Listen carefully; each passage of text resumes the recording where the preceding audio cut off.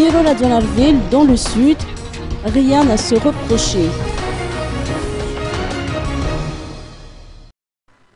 En créant le mouvement pour la démocratie à Madagascar en 2010 et en annonçant officiellement sa candidature au présidentiel de cette année, soit à l'issue du congrès national du parti le 26 janvier dernier, Piero Razonarville savait déjà qu'il n'avait rien à se reprocher. C'est en tout cas ce qu'il a déclaré concernant la sortie de la première liste des amnistiés dont il fait partie.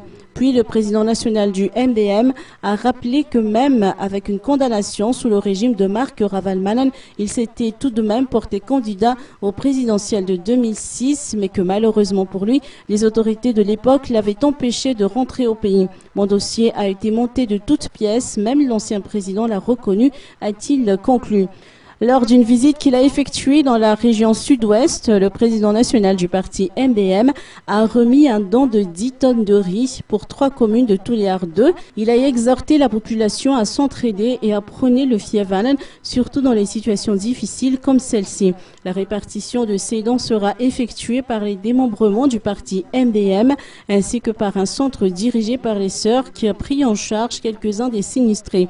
Piero Razonarville n'a pas non plus oublié les sinistrés du Tuliar 1 à qui il a offert 5 autres tonnes de riz et autant de PPN. Des dons qui seront cette fois-ci gérés par le BNGRC. Les élèves maîtres du CNFP ont aussi reçu leur part avec 400 milliards de dons.